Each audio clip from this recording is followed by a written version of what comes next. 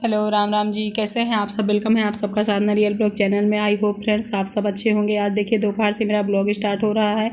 सुबह नहाने से पहले मैंने गेहूं रख दिया था धुल के, तो अच्छे से पानी मर गया है, पानी सूख गया है। तो आधा गेहूं मैं इधर डाल दूंगी, आधा वहीं तुलसी के पास डालूंगी जिससे सूख जाए। वैसे अभी गर्मी के मौसम में ना सुखाने में कोई प्रॉब्लम नहीं है, कहीं भी डाल दो, 2-3 घंटे में ही ऐसा लगता है कि सूख गया है, मतलब विकराल धूप होती है। तो आज का ब्लॉग खास रहेगा, आप लोग पूरा देखिएगा। आज थोड़ी सी प्रॉब्लम भी हो गई है तो कंटिन्यू आप लोग देखते रहिएगा, आप लोगों को पता चल जाएगा क्या हुआ है। और कुछ लोग कहेंगे कि मतलब तुम्हारे यहाँ प्रॉब्लम हो रही तो हमसे क्या मतलब, तुम्हारे यहाँ खुशी है तो हमसे क्या मतलब। नहीं, हम सबको एक दूसरे से मतलब होना चाहिए। सबकी खुशियों में खुश हो जाना चाहिए, सबके तकलीफ़ों में थोड़ा सा दुखी हो जाना चाहिए। भले कुछ कर ना सको लेकिन मन में आपके किसी का दुख देख के दुख होना चाहिए, मन में आपके खुशी होना चाहिए। किसी को लगे या ना लगे, भगवान को पता होना चाहिए कि आप खुश हैं किसी की खुशी से, आप तकलीफ़ में हैं किसी के दुख से। ठीक है, तो इंसानों को हम नहीं दिखा सकते लेकिन रियलिटी में जो हम होते हैं वो ऊपर वाले को पता होता है। तो इतना अपने आप को ज़रूर करना चाहिए। तो इसलिए मैं अपनी तकलीफ़ें और सुख हर चीज़ें बता देती हूँ आप लोगों से, क्योंकि आप लोग सब कुछ मेरा समझते हैं। देखिए मैंने किसी तरह से यहाँ फैला दिया है। वैसे मुझे लगता है ना कितनी जल्दी यहाँ से चली जाऊँ, भयानक धूप है, लाल पीली हो गई मैं कसम से। कुछ लोग कहते हैं कि धूप में रहने से काले हो जाते हैं इंसान, काले वाले नहीं होते हैं, थोड़ा सा उसका इफ़ेक्ट पड़ता है धूप का तो हमारा डार्क हो जाता है फेस, लेकिन हम घंटे 2 घंटे बाद फिर नॉर्मल हो जाते हैं। तो काला गोरा सांवला ये सारी चीज़ें कुछ नहीं होती हैं। क्या होता है, जिसका रंग पक्का होता है ना, सांवलापन यानी कालापन रहता है, वो भी कहीं भी चला जाएगा भी नहीं खुलता। लेकिन जो सांवला होगा, रंग का हल्का होगा ना, वो कुछ ही देर में फिर नॉर्मल हो जाएगा, ऐसा होता है। तो देखिए मैंने फैला दिया गेहूँ, इधर सब्जी ले आए हैं, ये आ गए हैं काम से अपने। तो ये जब सब्जी लाते हैं तब सब कुछ होता है सब्जी में कि मतलब 2-4 दिन चल भी जाए और सब कुछ हो भी जाए। करेला भी लाए हैं, भिंडी भी लाए हैं। बच्चों से जब मंगवाती हूँ ना, ये लोग क्या करते हैं, जो गिना के भेजोगे बस वही लेके आएंगे, फालतू की चीज़ें ले आएंगे अपने मनपसंद की, लेकिन मतलब की नहीं। तो ये सारी चीज़ें लाए हैं तो सब अच्छे से मैं रख दूँ। और अभी तक मैंने खाना भी नहीं बनाया है। सुबह पूड़ी सिर्फ मैंने बनाई थी, पूड़ी अचार खा के बच्चे गए थे। इनके लिए थोड़ी सी पनीर रखी हुई थी कल की, तो ये पनीर से खा लिए थे। और अब मैं ले आए हैं तो भिंडी काट रही हूँ, रोटी भिंडी की सब्ज़ी बना दूँगी। बच्चे लोग आ गए हैं तो सब कपड़े वपड़े अपना चेंज कर रहे हैं, ये आराम कर रहे हैं, बोले हैं जल्दी से बनाओ। तो देखिए मैंने भिंडी कट कर ली है, छौंक दूँ, रोटी बना दूँ। और कल के वीडियो में जो लोग कमेंट किए थे उनका रिप्लाई कर, तो मुझे बहुत अच्छा लगा कल का कमेंट आप लोगों का। थैंक यू सो मच, दिल से शुक्रिया आपका। जब मैं सब्ज़ी बनाती जा रही हूँ आप लोगों से बातें भी करती जा रही हूँ। आप तो बहुत सारे सिस्टर और ब्रदर लोग बोल रहे थे कि आप हमेशा कहते हो अपने काम से काम रहो, अपने काम से काम रहो। अपने काम से काम, अगर हम समाज में हैं तो अपने काम से काम कैसे रहें। तो अपने काम से काम रहने का मतलब ये मैं नहीं कहती कि किसी की आग लगी ही आप घर में ढोलक बजाओ, नहीं। अपने काम से काम रहने का मतलब ये है कि किसी की फालतू में चुगली ना करो, निंदा ना करो, फालतू में उसके विषय में अफवाहें ना फैलाओ, ये सब ना करो। दुख सुख में जाओ भैया। अपने काम से काम रहने का ये मतलब नहीं है कि कोई मर रहा है आप देख के हंस रहे हो, किसी के यहाँ शादी है आप रो रहे हो, ऐसा नहीं है। हर दुख सुख में शामिल रहो, फालतू की चीज़ों से दूर रहो, ये मैं कह रही थी।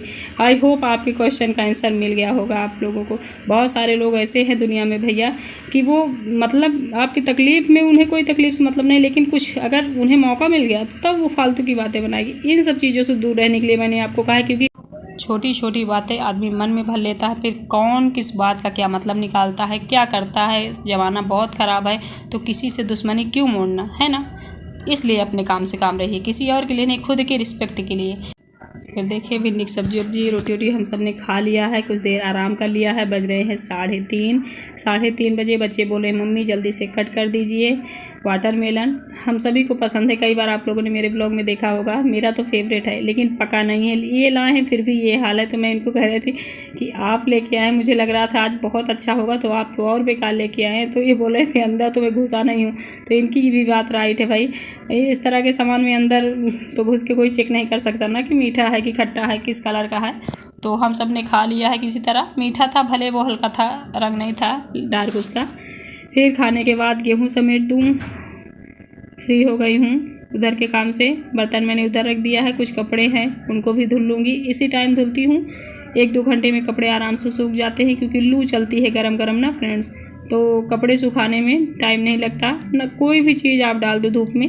कल चने की दाल मैंने रखी हुई थी 2-2.5 kg शायद, तो इतनी ही रही होगी, तो उसको मैंने 3-4 महीने बाद देखा। जैसे नॉर्मल मैंने डिब्बे में निकाल रखा था अपने लिए डेली यूज के लिए, तो उस दाल को मैंने ऐसे ही रख दिया था कि जब काम कभी लगेगा तो लगेगा, नहीं चुपचाप सेफ रखा रहने दो।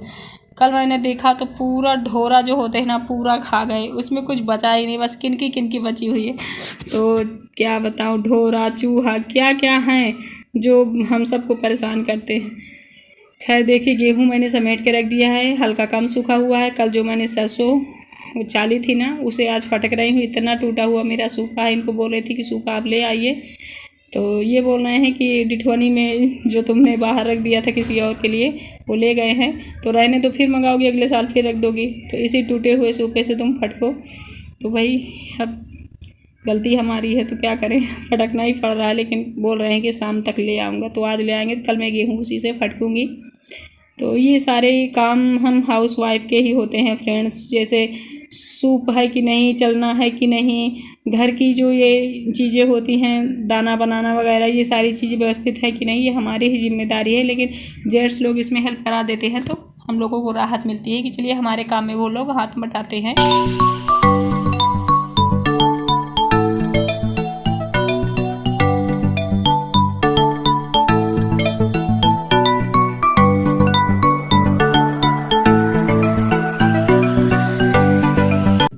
देखिए किस तरह से मैं फटक रही हूँ, जितने सूप में सरसों जा नहीं रही उससे ज़्यादा नीचे गिर रही है। तो ये कुछ हाल है। चलिए फटक के साफ कर लेती हूँ, फिर करती हूँ बात आपसे, ब्लॉग का करती हूँ एंड। चलिए फ्रेंड्स, चाय वाय भी मेरी हो गई। अब फाइनली करने जा रही हूँ अपने ब्लॉग का एंड। बच्चों का मैंने टेस्ट करवाया है, तो दोनों को टाइफाइड निकला है, हर्ष और शिवे को। तो उन सब की रिपोर्ट आ गई है, तो उनकी दवा लेने जाऊँगी। चाय वाय पी के फ्री हो गई हूँ। अब चलिए कपड़े चेंज कर लेती हूँ, साड़ी पहन लेती हूँ, फिर चलते हैं दवा लेते हैं। वहाँ गेहूँ धुली थी, इसको मैंने सुखाया हटाया, भी पूरा सूखा नहीं, फिर से फैलाना पड़ेगा। सरसों बनाई, मतलब काम को तो मत कहिए, कितने काम होते हैं। कपड़े तो ऑलरेडी देख ही रहे आप लोग सजेस्ट भी करते हैं, साधना दी आप सबसे पहले वॉशिंग मशीन ले लो तो जब अभी उतनी जगह मुझे नहीं दिख रही वॉशिंग मशीन रखने की, तो मैं कैसे ले लूँ डियर। सबका एक टाइम होता है, तो जब टाइम होगा तो वो चीज़ें आ जाएंगी। अभी देखिए 2 कूलर ही मेरे देखिए धूप में पड़े हैं, ये देखिए, है ना।